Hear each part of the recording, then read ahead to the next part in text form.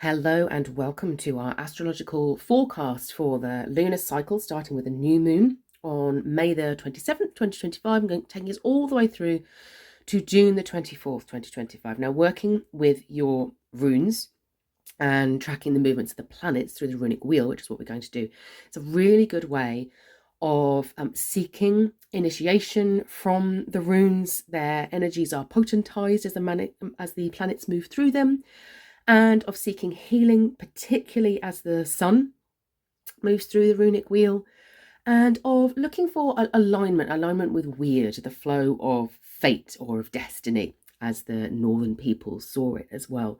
And I wanted to start with the new moon in Inguz, which is this rune down here.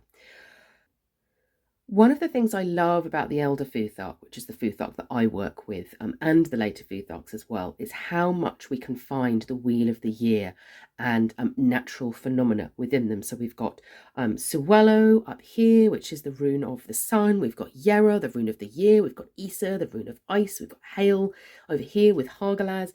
And one of the things I always found a little bit odd was that I couldn't find the moon. There's no rune for the moon in the Elder Futhark. And you can find its energies within Largus, the rune of water, within Perthro up here, Hela's chariots hanging out in Perthro, which is the rune of wyrd and the flow of fate itself. But what we were discussing is one of the runes that can be associated with the moon is Inguz. And we were discussing this at the community rune circle. Not the last one I did, but the one before, because there's a very, very strong Inguz energy, which you can see. We've got over here, we've got Ud's chariot, we've got Odin's chariot, we've got the sun and the new moon are all in Inguz at the beginning of this cycle. So it's a really, really powerful Inguz time. And the Inguz rune is the rune of gestation. So it can look like this little sort of helix symbol here. There is an alternative shape. I'm going to bring up here with the able assistance of these lovely rune cards are made by Meg the Weirdo. Really can recommend them. They're wonderful. She's got a whole range of them. So it can also be this tiny little seed symbol here. And you can see the DNA in there and the bread, sort of idea of gestation and of nourishment and of the seed. But one of the things that we were talking about is partially the rune poem that's associated with the Inguz rune talks about Ing or Ingvi Frey, a god who goes to the east and then back again. And then we have this whole idea of gestation, which is very tied in with the cycle of the moon, the 9 moons, the cycle of gestation. But one of the things that we were looking at, and I was like, how did I not see this before? You know, when you sort of go, oh, that's really obvious, is if you turn our Inguz rune here, I'm just going to move our circle for a minute and put it like this. So I'm hiding it for you. It looks a little bit like the if you think about it as rounded, it's like the full moon and the 2 halves of the moon within it. And we were like, oh, that's so cool. So there are definitely associations between Inguz and the lunar cycle that we can look at and we can work with. So if you want to tune into the moon, it's a really good rune to work with. Now, before we start looking at the other planetary movements and what's happening here, I wanted to issue an apology correction to Tyr's chariot. And I'm just going to go back to the previous cycle to do this, because for some reason, last time I did this astrological video for you, I just completely omitted Tyr's chariot. I just didn't do it. You know, I left it where it was from the previous cycle, which was in Freyja, which is not correct. So if you want to update your tracker, you absolutely can. So actually, Tyr's chariot moved into Uruz during the previous cycle, and then it moved into Thurisaz. Now, I can't tell you why it was that I did this, but I definitely felt the shift. This is actually my my return, like my birth return. So when I was born, Tyr's chariot was in Thurisaz, and it's back in Thurisaz now. And it does offer quite a testing energy for us at the moment, which is why I wanted to touch on it, because there are some other planets that are testing us right now. But Tyr's chariot moving through Uruz, the rune of strength and of literally sort of testing our strength, and then into Thurisaz, which the way that I experience this is almost an exposure of the weaknesses of our warrior self. So it can bring out the parts of us that we don't like very much. It can bring out the parts of other people that we don't like very much. And it can really expose the worst ways in which we move into conflict. If we are aware of it, which obviously, you were not, because I didn't share it with you, it can be a very powerful rune, because it can really support us in understanding, oh, no, this is where my armor is weak.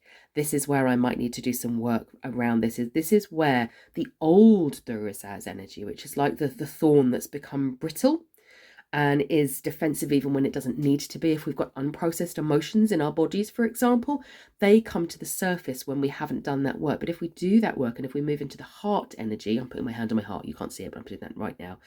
The heart energy of the Thurisaz rune, which is this rune of passion as well.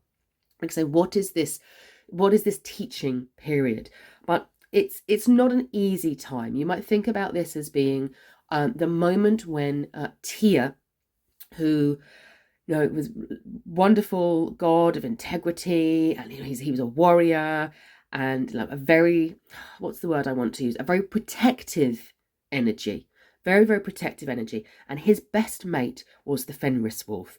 The Fenris wolf, if you think about that, is very Thurisaz in his energy. But the Fenris wolf was getting bigger and bigger and fiercer, and to the point where he was a threat to all of the worlds, and it became clear that he couldn't remain free. And Tia made the decision that he would be the one that would bind the Fenris wolf. It's part of that integrity of sacrificing the friendship, but almost saying, I'm not going to let anybody else do this. If the Fenris wolf has to be bound, I need to step into that truth and recognize that and be the one to do this. So there's a huge bravery there, but it's a birthing of bravery through challenge that comes through with the Thurisaz rune. So I'm sorry that we missed that one out, but I wanted to cover that one before we moved on, because Tia here, he's going to move from Thurisaz through the course of the month, and I'll show you our timeline in a minute across the chart that's underneath. He's going to move out of Thurisaz and into Anzus, which is a different type of initiatory experience for our warrior self. And when I say warrior, I do not mean all armoured up with all of your weapons and things like that. We need to think about the warrior spirit, I think, in a very different way, about what is it that you are willing to risk your own peace, your own safety sometimes for. What allows you to step into the space of strength is what I think the martial energy. This is Tia's chariot here. Obviously, we've got the symbol of Mars so that you know which planet it is. And he invites us into the space of Anzus, which is the space of standing in our truth and speaking our own truth, remembering that words can wound, but they can also free us when we use them wisely. It's a mastery of the craft of our words, so that we are expressing our truth, and we're recognizing that sometimes we have to hurt people in order to not do harm. So in the case of the Fenris wolf, the Fenris wolf was obviously going to be hurt by the fact that his best mate bound him, and that's not a great thing, but it was in order to avoid harm, or to prevent harm to all of the nine worlds, and to honor life in many ways. So it makes us stand up in whatever form the planet is in, whichever rune it's in, is how we want to be expressing that energy and what we want to be looking at. So Thurisaz very much deals with emotions and anger and our power and how we choose to use our power. And then it moves into Anzus, which is more that sort of conscious crafting of our words. So recognizing that our words can be weapons, but they can also be tools for change, for positive change when we use them wisely. So that's up Tia's chariot. We're not going to go back to Tia other than to look at the dates. But I wanted to do that bit of a correction first of all. So, assuming that you are all ready, we're going to look at this lunar cycle now. So you want to have your pen and paper to hand. If you don't have them, you can always pause me if you want to. If you are not sure about any of the runes that we're talking about, please do go and visit my website, www.meganrose.com. We've got big sections on each of the runes so that you can start to work with them. And if you want to go deeper with runic astrology, or you want to have a lot more resources to support you with your astrological work, then you can join Suna's Star Wheel, which includes all of the astrological movements for the year ahead. And there are meditations to support you in working with your lunar astrology, and there are story sessions as well, so lots of resources there for you. But today we're looking at an overview of the month ahead and how that's working for us. So I'm going to move our pretty diagram for the moment, and we're going to look at the linear diagram. So this is a little bit more like what our northern ancestors would have done in terms of tracking their calendars. They had calendars not like this because they weren't using the numbered months, but they used sort of rune staves or rune calendars to mark particular dates that were important to them in the yearly cycle following the lunar movements to do that. So it's a little bit more traditional. It's not totally traditional. We are using zodiac astrology as a basis because we do not know what our northern ancestors did in terms of how they track the movements of the planets. We know that they did work very much with the energies of the sky and the planets and the sun and the moon, but we don't have the system. So we use the zodiac system as our basis. So it's a it's a woven discipline that we're working on today, of some things that come from the northern tradition and other things that we've sort of patched work in as best we can. So we're going to start, as I've said, with our new moon in Inguz up here, this energy of the seed. And then through this first week, we have these dotted lines here represent our lunar phases. So we've got the halfway point, the full moon here in Isa, and then on the 18th we move into the halfway on the other side, so we're into our waning moon phase, and we go all the way through the cycle. And we can see that we have very strong Inguz energy at the beginning of the cycle. So the sun and Odin's chariot and Urd's chariot are all in Inguz, and then the new moon as well. So we've got very, very strong Inguz energy, but that shifts relatively quickly. So Odin moves into Athala here on the 29th, and Suna moves in just the day before. Suna's chariot, the sun, moves just the day before. So we just have one day left in Inguz before the sun is leading the way at this point. Odin's chariot, Suna's chariot, and Frigg's chariot are always quite close together, and you can see that here. So here's our sun, our three movements of the sun. Here's Frigg's chariot, she's a little bit behind, and here's Odin's chariot. He's racing along. He's going to make his way through 5 runes through this period of time. He's done his retrogrades, and now he's racing ahead, so he will actually go ahead of the sun eventually, but at the beginning of this cycle the sun is in the lead, and Odin is just behind her. And then Frigg's chariot will move on in that same week. She's going to move into Manaz. Then we move into our next week, and we have Tyr's chariot, which I've already mentioned. So he's going to move into Ansu's on Wednesday the 4th. I've put my little days of the week down here as well. I quite like, so I've done my numbering of the dates, and I put the days of the week. Some of you will know that the days of the week are also sacred to deities within the northern tradition, so it's quite nice to look at that and sort of go, oh, so this is Woden's day, and Tyr's chariot is moving into Ansu, so Odin is actually really blessing that Ansu's energy. Ansu's is his rune, and so helping us with that gift of using our words wisely during that time. And then Odin moves into Dargaz. So this is when he goes ahead of the Suna's chariot at this point. So the sun over here moves into Dargaz ahead of the summer solstice. So Suna's chariot is always bang in the middle of Dargaz at the point of the summer solstice or the winter solstice if you're in the southern hemisphere.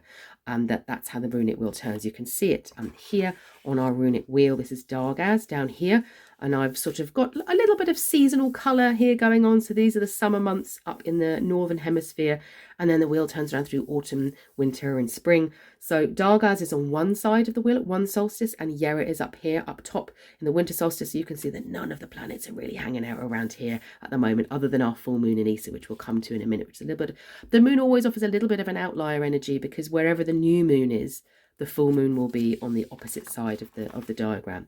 So we just have 2 planetary movements in the second week. We've got our Ansu's rune, then we've got Odin moving into Dargaz. Our third week, so we've got our full moon in Isa, really lovely, powerful, potent full moon, and we'll come back to that in a moment. And then Odin's chariot's going to move again because he's racing through, so he moves into phase. So he starts a brand new cycle. Now this is really interesting for Odin and Frigg.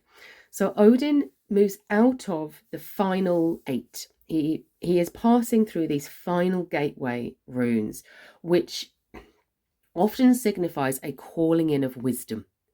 calling in of wisdom at this point. It's a great time if you do journaling practices. It's a really good time working with Odin's chariot to do those journaling practices, because there is an opportunity for us to receive quite deep wisdom at this point through the process of him moving through these final runes in the Elder Futhark, and then we start a new cycle back with Freyja, and that brings him sort of into an adventurous place. It's those primal, little bit childhood energies that come through. Oh, I've got Freyja energy, magic is bubbling inside me right now. We can get the excitement that comes through with Odin in Freyja, and then he moves over into Uruz in that second week there.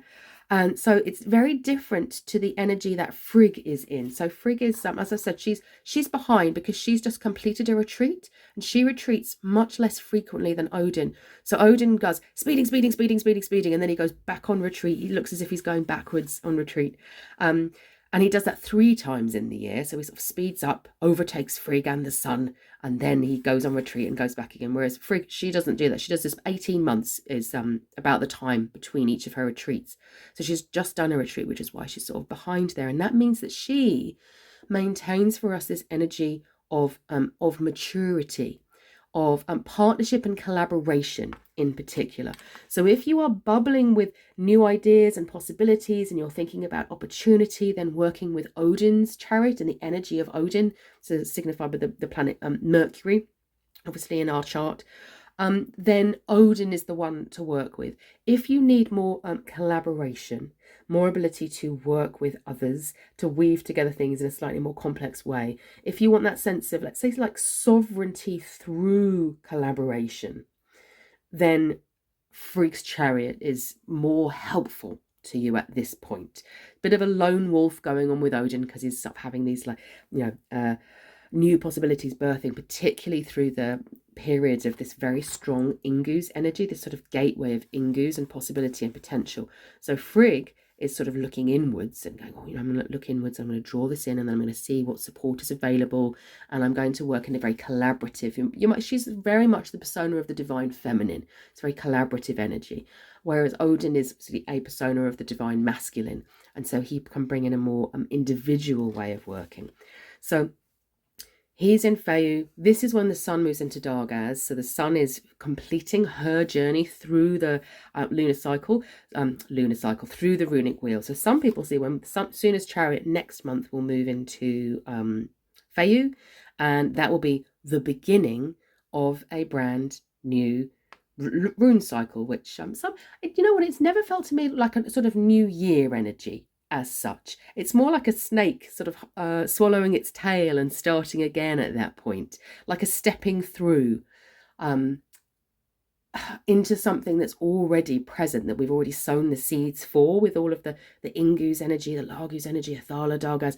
The new year is already so fully in potential here, but this is the moment of manifestation, let's say, when the birthing has occurred and we get that Freyja energy starting all over again, a brand new lunar cycle to work with. But that's not quite coming yet. We're at the end. So there's a real period of gateways and stepping through. If there's anything that you want to be leaving behind, you want to say, no, I'm done with this right now, then Dargaz is your rune to work with. So you're going to be able to use this energy in, in June, or mid-June, to do that. Then we have Frigg's chariot. She moves into Laguz, the energy of water. There is very much this idea of seership being available. It's more quiet. It's more introspective in many ways. The partnerships that Frigg is weaving are slow and steady and well thought out and considered at this point, in contrast to Odin's energy, which may well be like, oh, I've got this idea and that idea. So if you feel a little bit torn at this point, it's because these two planets are behaving in quite different ways, and they're in quite different spaces at this time. They're quite separate for Frigg's chariot and Odin's chariot at this particular point. And then in our final week here, we have the hall. So this is the zodiac hall. So say in exactly the same way as we have Gemini is Freyja's hall, which is what we start out in. So we've got a little picture of a distaff here. So the sun is in Freyja's hall, and she is then going to move into Heimdall's hall, which is the equivalent of Cancer. So Heimdall is the god of the Bifrost Bridge, of the bridge between the worlds, the sort of rainbow arc, and he's a god of perception. No, very attentive to what's happening like around him, very sensitive. I always think that he's like the god of highly sensitive people. No, so if you're feeling, oh, I'm finding my sensitivity is a challenge right now, Heimdall is a great god to work with to support that. And he's also a wonderful bridge between the worlds, between Middle Earth, our realm, and Asgard, the realm of the Aesir. So as we start a new cycle, we begin to do that, he opens that bridge of new opportunity. So it's really lovely that Odin's already in Freyja doing that. So there is tingly energy which Odin is bringing. But it's with the Sunna's chariot and with Heimdall there, and then Odin moves into Uruz, it grounds quite rapidly. And so in terms of our own personal lives, there are opportunities here for us to set strong intentions, to feel a sense of freedom and liberation, which is a little bit different to what's happening on the global picture, which we're going to cover momentarily. So we've done a little bit there about the sort of the racing of the chariots that move the fastest. So Sunna's chariot, Frigg's chariot, and Odin's chariot tend to sort of power through the fastest during this period of time. Now, what I'd like to do, we're going to go back and look at the slow moving planets now, the planets that aren't moving this cycle. So there's only one planet in retrograde, which is Hela's chariot right now. So she's up here, she's up top, she's in Perthrow. So she's sort of a little bit of an outlier. Everything else is over there, and she's in Perthrow for 9 years.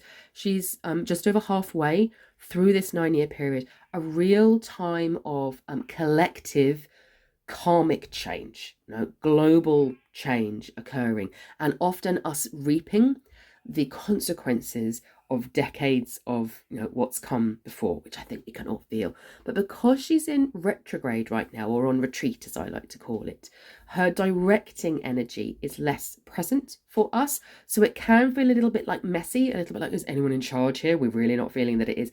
And it can also feel as if that pace of change has slowed a bit, like we're stuck in some way.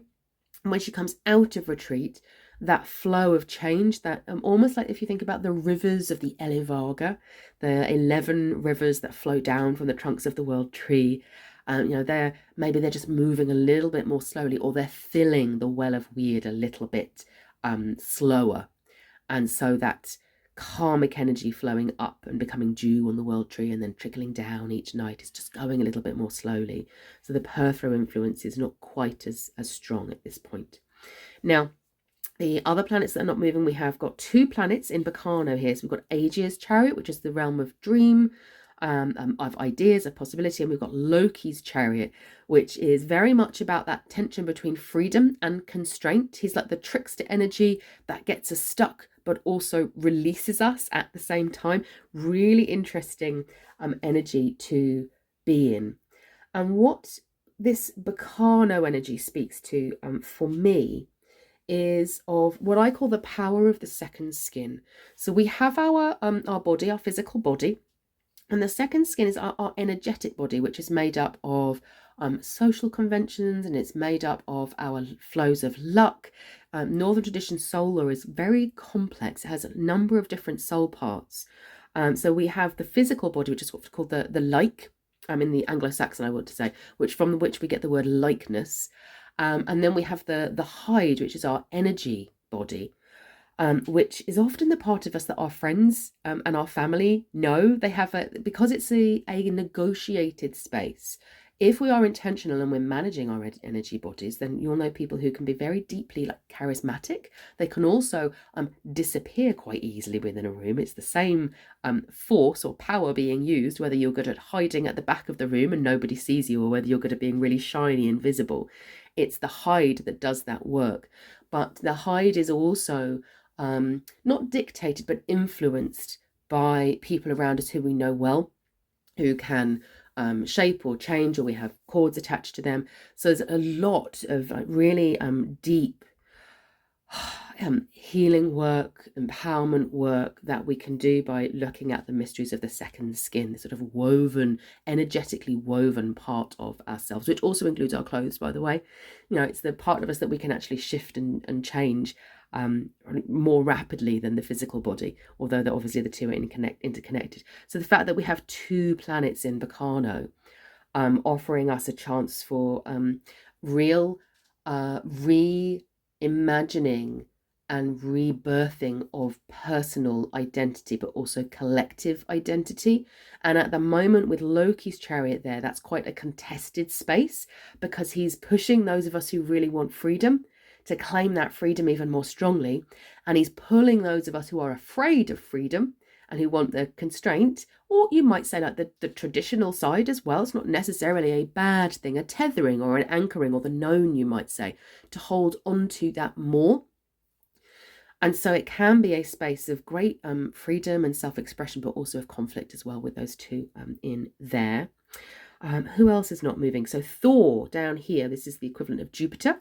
He's down in Dargaz, so this is a real gateway energy. So there's still this sense of possibility for rebirth, which we have in Perthro. We've got it in the 2 Bacano positions. We've got it with our really potent Inguz seed. So this sense of rebirthing. But what I would say with the rebirthing is that it's not starting from scratch. It's not sort of sitting with your whiteboard and saying, I'm going to have a vision board and I'm going to imagine my life and what it's going to be like. Some things have already been set in motion. So our job is to manage that process of rebirthing. It's like we're midwives right now. Whatever it is that we're birthing has already decided to be born. So, this could be a new identity for yourself, or it could be I'm stepping more strongly into my values right now, or it could be I'm exploring my spiritual identity in a very different way right now, or I've embarked on a healing journey.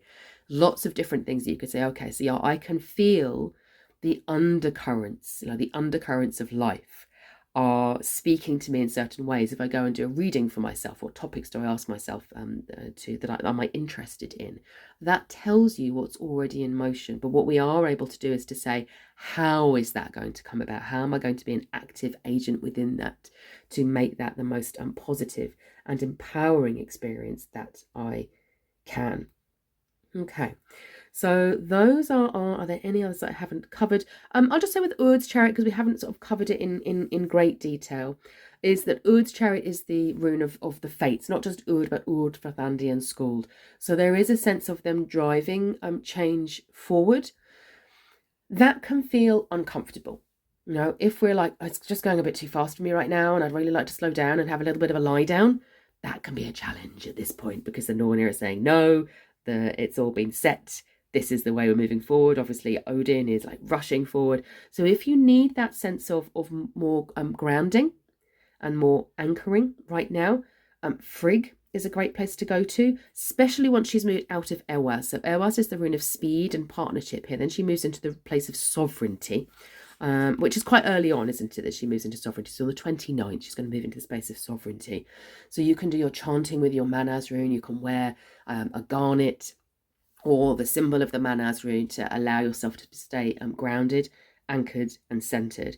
The other opportunity you have is when we have the full moon over here in Isa. So the new moon starts out in Inguz, you can see there. Then the moon travels through all of the runic wheel, and by the time we get to the full moon, the moon is over in Isa, which is the rune of ice and stability. It is a very contrasting energy. So if you need that period of saying, I want to be in peace, sitting or doing if you do any embodiment work, you usually stand for the Isa rune. Those of you who've worked with me before know there's some quite deep, very powerful work that you can do with the Isa rune through the body and using the voice as well. You can absolutely use my YouTube meditations. I think I've got 2 for Isa. So try them out. If you really want that sense of, I need that space of stillness. I need that space of stillness and of peace. Now, the only word of caution I would give for this full moon particularly is that it is pulling against quite a lot of the other energies that are available to us right now. So even doing that work of saying, I want to do my Isa meditation, may bring up after your Isa empowerment work stuff that then needs to be shed, you know, that it can bring up. If you think about the second skin that I was talking about, this idea of, of my identity, we can have a moment of saying, I want to be at peace and to be still. And then you do your Isa work and you're like, oh, that was really, really lovely. And then something sort of creeps up through the column of Isa energy, like an old pattern, an old habit, an old way of being, that you then go, oh, now I'm ready to release that. Or conversely, now I'm ready to really hold on to this. So it can bring some really strong awarenesses about what's important. Isa is a rune of presence, magnetism, charisma, beauty. It's also the rune of the ego. So, when we start to work with the runes, we say, I'm ready to do some healing work on this right now. And they oblige us. So, beautiful space to be in, but just be aware that you might then have some further movement afterwards, but you will be empowered by having done that Isa rune work to be more ready for that, to have the strength. And you've also, at that point, you've got your Tyr's chariot moving into Ansu's, which can help with that. You've got your Thor's chariot and Dargaz to say, I'm ready to step through and to do that in a powerful and potent way. What else do I want to cover for you today? So, Suna's chariot, I don't know why I haven't drawn my little dots, so you can see that that's how Suna is moving. She's moving from Inguz into Athala into Dargaz. So these periods they take about 2 weeks. It takes about 2 weeks for the sun to move through each of the runes through the course of the year. And as I have said, these runes are particularly present for self-healing work during this time. So I mentioned, for example, the Athala rune. So we have Suna's chariot and Athala, and we also have Odin's chariot and Athala during this period of time.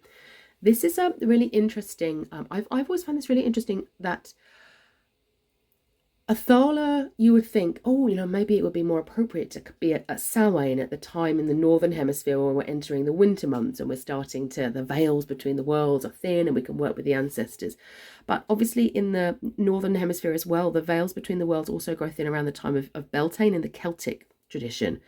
And when I started working more with the runes and particularly less with the Celtic festivals, I realised that these runes, all the way from Inguz, Athala, Dargaz, are gateway runes. So this is still a period of time when the veils between the worlds are thin. Great time to work with the energy of the ancestors, and it's a perfect time to go and make offerings to the ancestors. We have flowers in abundance on the trees already. We don't have to go and not just on the trees. We don't have to go to the flower shop to go and buy flowers. We can actually gather from our own gardens or from our own pots, or we can offer fruit that we've grown in our own gardens as well. Beautiful time for libations of like mead or honey to offer to the spaces of the dead, to create that deep relationship with the ancestors, which also helps us to manage times of great change on the global stage, as I've been saying, with these runes in the big outlier planets, and for personal change as well, as we can see, is being made available to us through Odin's chariot and through the sun as well. So working with the ancestors is definitely available to us right now, particularly in terms of offering gratitude and offering gifts to the dead that they will welcome and receive, I have no doubt. Okay. I think that we have come to the end of everything that I wanted to cover for you. So I would love to know for you which runes spoke to you from this reading today. Which ones are you planning to work with? Are there any that are really speaking to you that aren't sort of present in the wheel of the year right now, but are personal healers, personal guides for you at the moment? So which runes are you working with? What's spoken to you for this coming cycle? How do you want to work with the new moon energy, with the full moon energy? Let me know. And as always, have a very blessed, very empowered month ahead, and I look forward to speaking to you again very soon.